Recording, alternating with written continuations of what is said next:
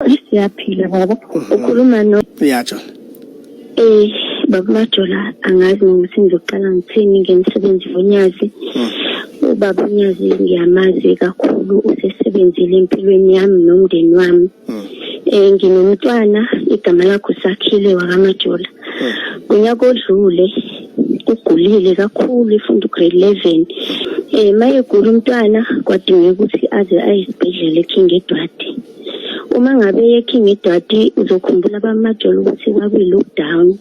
Unyaka odlule kungavumeleke umuntu ozongena azobheka omunye isibhedlela. Ngazama imizamo ukuthi ngixhumane nonesi ongaphakathi.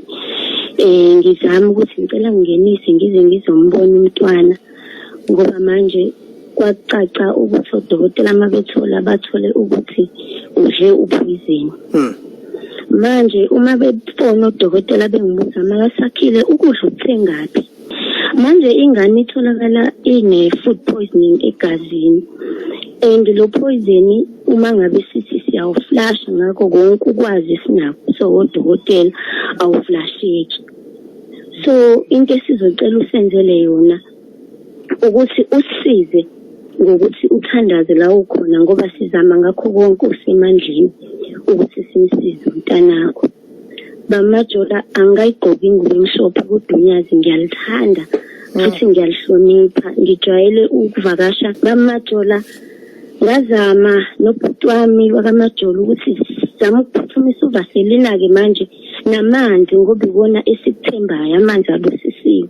Ngimthola unesi ngikhuluma naye azama ukungikhulumela nama-security ukuze sikwazi ukungena.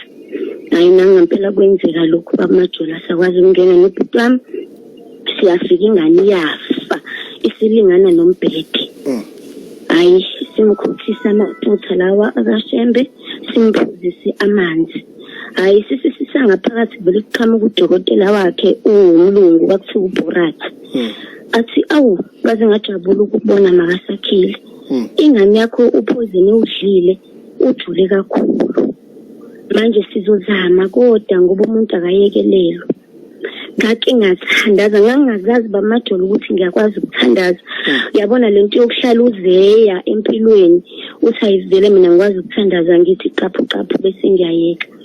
Ngake ngathandaza usebeke kwi-isolation umntwana ngoba banenkinga ukuthi uhlobo luni laphozeni lolu mhlawumbe angahlathelela abanye usehleli yedwa. Ngake ngathandaza bamajola ngalubiza uNyazi ngababiza nabo bonke obaba basebuhleni abangasekho babeyifikela ngikhathi ngikhuleka beyishokokele bona ngingazi ukuthi ngoke ngibabize kanjeyana ngakhuleka bamajola ngalimemeza uNyazi ngathi akekho umunye ngimthembile ngaphandle kwakho Nyazi lezulu. Wasamkhuthisa lamafutha samphuzisa amanzi nobhuti wami samshiya sabonga kunesi lo besicelelile ukuthi singene. Saphuma sabuya sezikhaya. Bamajola ngikuze ukholwe uma ngithi lobo busuku onesi ababesebenza ebusuku bafona uma Sakhile lo yebo yena uma Sakhile. Masakhile ingane nifike nayo inikani. Basaba manje kusho ukuthi simkhuthisa amafutha samphuzisa amanzi mhlambe kuronga ngazi kuzophambana nemedication. Ngithi no ngicela ukukhuluma iqiniso kuwena mntakama ngoba umuntu nami ngumuntu mhlawumbe uzongi-understand. Sifike samkhuthisa amafutha kashembe samphuzisa amanzi sase siyasuka sahamba. Uthi ngibuza ngoba into afike ayikhipha sivele samangala sonke. Ingane yakhipha yaze yaphelelwa amandla kwangathi yaquleka. Usema sembamba lapho siqedile sibuya naye safonela udokotela wayekhona ebusuku waphuthuma weza kuyena wazombheka.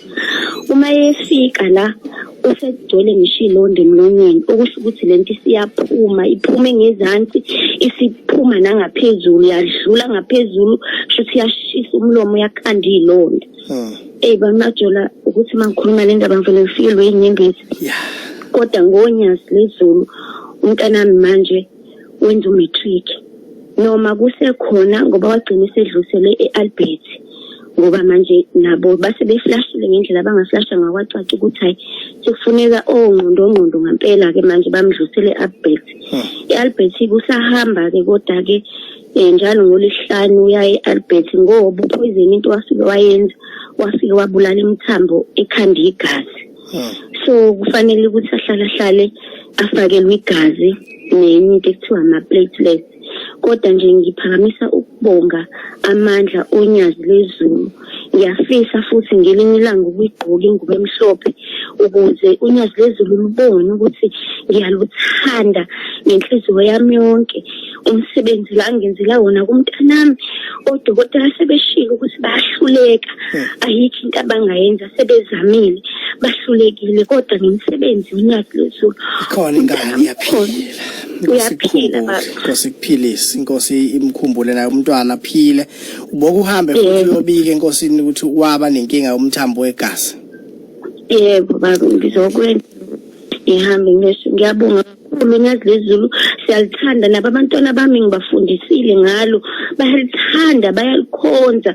Ngikhumbula la udokotela bamajelo kokugcina esengifonele ethi hayi sesihlulekile ngasakhile, sesobona ukuthi uNkulunkulu usenzelani. Ngaphupha iphupho lamajela engathi ubanjwe ubaba ogqoke isigqoko esimnyama ophethe induku ogqoke ijazi elide, umbambile omfuleni omkhulu engathi usuka naye ngaphesheya komfula, wahamba naye wacothoza naye wamwelisa lo mfula waze wazombeka ngaphesheya. Wasihamba mfana wami usekhaya ususindile. Bamajela unyazi Nkosi yami, ayikulungile.